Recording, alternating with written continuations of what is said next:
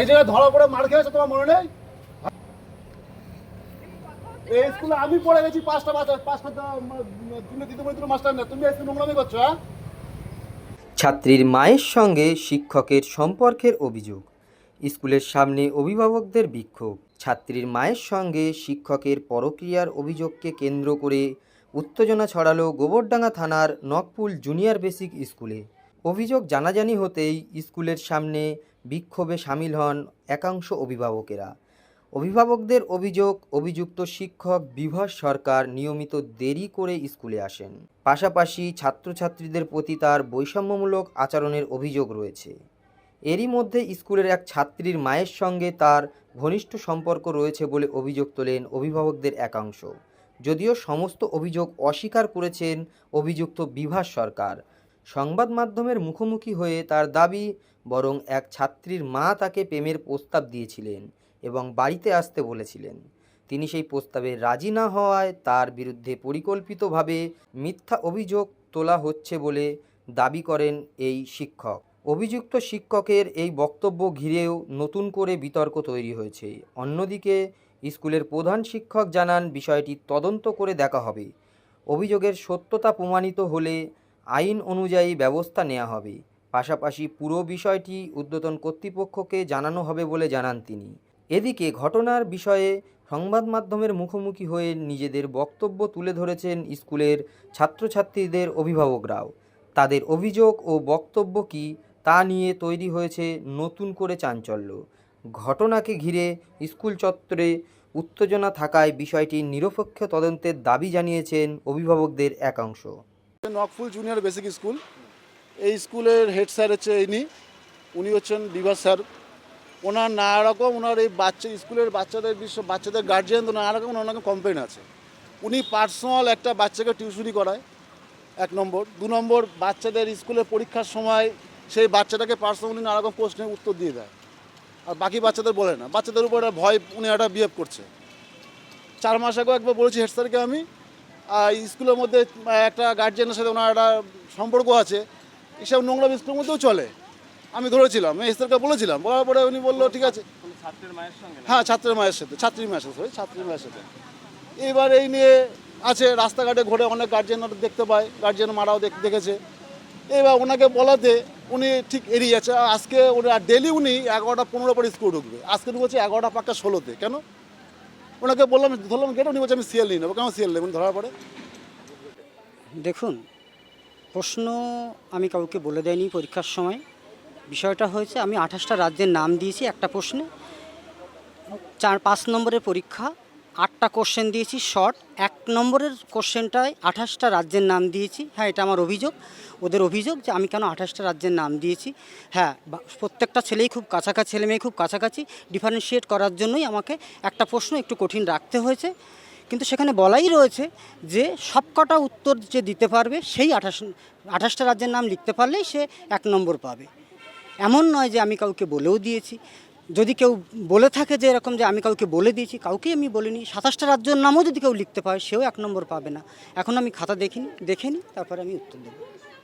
এছাড়া আপনার বিরুদ্ধে একটা এখানকার ওই কোন ছাত্রীর মায়ের সঙ্গে একটা অবৈধ সম্পর্ক এটা একদমই অমূলক একটা কথা। এটা একদমই অমূলক একটা কথা। এর কোনো ভিত্তিই নেই।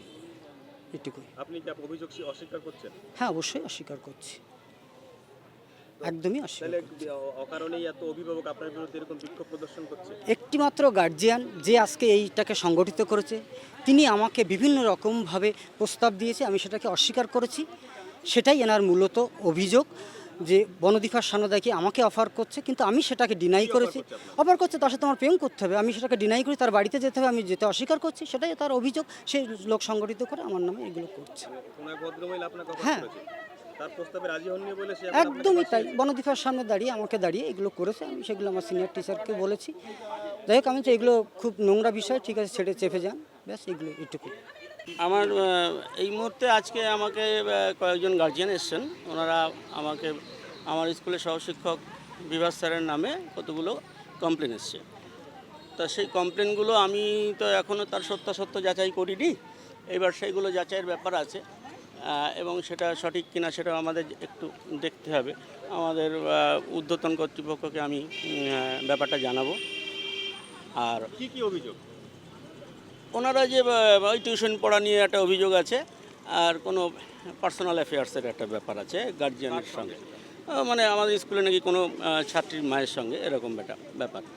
তা আমি ব্যাপারটা নিয়ে অতটা মানে গুরুত্ব অতটা আগে বুঝতে পারিনি। এখন ওনারা এসে সকলে মিলে যখন আমাকে একটা কমপ্লেন করছে অ্যাজ এ হেড টিচার, আমারও তো দেখার দরকার। আমার স্কুলের একটা সুনাম আছে, বহুত বছরের পুরনো স্কুল, সেই সুনামটা যাতে নষ্ট না হয় সেই জন্য আমি সকলের কাছে, ওনারা যদি কোনো অভিযোগপত্র দেয় আমি আমার সেই অভিযোগপত্র আমি ঊর্ধ্বতন কর্তৃপক্ষের কাছে পাঠাবো। কিভাবে একদম গুরুতর অভিযোগ তুললেন আপনার স্কুলের একজন শিক্ষক, কি শিক্ষককে প্রমাণ করতে হবে, শিক্ষককে প্রমাণ, এবং আপনার সামনে দাঁড়িয়ে হ্যাঁ প্রমাণ করার দায়টা তো তার, একদম ঠিক একদম এটাই আমি জানি, তিনি প্রমাণ করে দেখিয়ে দেবেন। তা যদি প্রমাণ না করে যা যেমন ব্যবস্থা তেমন হবে, সে মানে আইনানুগ ব্যবস্থা যদি হয় আইনানুগ হবে।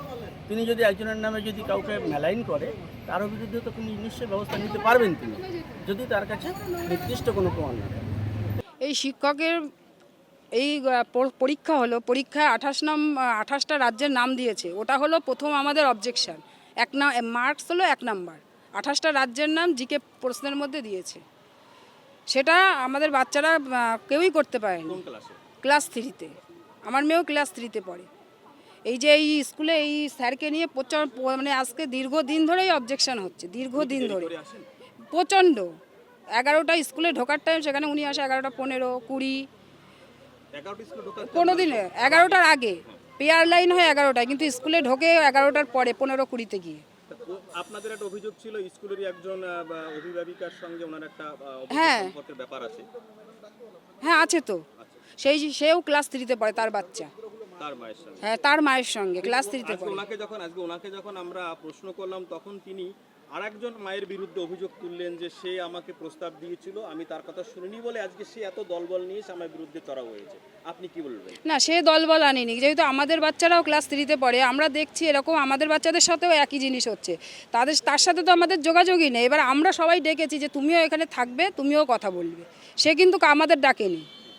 আমরাই কিন্তু ওকে বলেছি যে এগুলো তো ঠিক না। আরও বাচ্চার মারা আছে, এবার তারা সময় দিতে পারেনি, অনেকেই ছিল, অনেকক্ষণ ছিল, 11টা পর্যন্ত অনেক বাচ্চার মারা ছিল। যেহেতু 11টা 15 হয়ে গেছে, সবাই চলে গেছে আস্তে আস্তে। এই যে একটা নতুন একটা মায়ের বিরুদ্ধে যে শিক্ষক মশাই যে অভিযোগ আনলেন, সেটা কি আপনার চোখে কি মনে হচ্ছে? এটা যেহেতু উনি দীর্ঘদিন ধরে নোংরামিটা করছে, এবার মানে কথা জালে ফেসে গেছে, ওই জন্য ওকে মানে এই কথাটা বলে ও নিজের গা বাঁচাতে চেয়েছে। স্যার উনি সেটার প্রমাণ দিক। এখানে প্রত্যেকটা গার্জিয়ান নিশ্চয়ই আমার কথায় আসেনি, আর আমি এটা লিডার হয়ে যাইনি। উনি হট করে দুম করে এই কথাটা বললো, আমি ওনাকে প্রপোজ করেছি, আমি ওনাকে ঘরে ডেকেছি। তাহলে কোন স্বার্থ ওনাকে ঘরে ডেকেছি আমি? উনি কি আমার মেয়েকে কোনো কিছুতে হেল্প করেছে বলে আমি ওনাকে ঘরে ডেকেছি, না অন্য কোনো কারণ আছে? উনি যে এই মন্তব্যটা করলো, আমি বাদ বাকি স্যারদের দিকে তাকাবো কি করে নেক্সট টাইম? সেই জায়গাটা উনি রাখলো, ওখানে প্রত্যেকটা গার্জিয়ান কথা বলতে, তাহলে প্রত্যেকটা গার্জিয়ানকে ওনার সাথে শুয়ে আসছে ঘরে গিয়ে? হ্যাঁ, উনি এই মন্তব্যটা করলো। আমার হাজব্যান্ড তো রীতিমতো ফোন করে বললো যে এখানে ডাইরেক্ট ভিডিওটা নিয়ে কেস করে আয়। আপনি তার অভিযোগ অস্বীকার করছেন? এরকম কোনো ঘটনা ঘটেনি, অস্বীকার করবো সেটা কি করবো আমি? এখন কি মনে হয় উনি কি নিজেকে বাঁচানোর জন্য এই অভিযোগটা দিচ্ছে? উনি নিজেকে বাঁচানোর জন্য বলছে না, উনি ওনার ধারণা থেকে বলছে, সেটা তো আমি বলতে পারবো না। এখানে প্রত্যেকটা গার্জিয়ানের যে অবজেকশন, আমারও আমার মেয়েকে নিয়ে সেম অবজেকশন। উনি ক্লাসে গিয়ে বাচ্চাকে স্পেশালি প্রশ্ন বলে দেবে, আমার মেয়ের খাতা উনি ছবি তুলবে। উনি বাংলা, অঙ্ক, ইংরেজি 3টে ক্লাস নেয় না, তাহলে উনি ছবিগুলো তুলে কি করে? ওনাকে সেই কৈফিয়ত দিতে বলুন তো, সেই কৈফিয়ত ওনাকে দিতে বলুন যে প্রত্যেকটা বাচ্চা খাতার ছবি তুলে উনি কী করে? উনি তো গ্রুপে দেয় না, নিশ্চয়ই কোথাও না কোথাও সেন্ড করছে উনি। আজকে আমার সাথে তার গন্ডগোল বলে সে সেই রিভিউসটা নেওয়ার জন্য আমার নামে এরকম একটা কথা বলবে, এটা উনি যে কথাটা দুম করে বলেছে, বিশেষ করে আমি এটা ওনার কাছ থেকে আশা করিনি, বা ওনার এই মানে কথাটার পরিপ্রেক্ষিতে আমার কথাটাও এই মুহূর্তে আমার নেই। উনি যেটা কথাটা বলতে টোটালি ভুল। ওনাকে যে আমি ঘরে ডেকেছি বা এই প্রস্তাব, উনি এই কথাটা টোটালি ভুল বলেছে। উনি অন্য কিছু বলতে পারেন।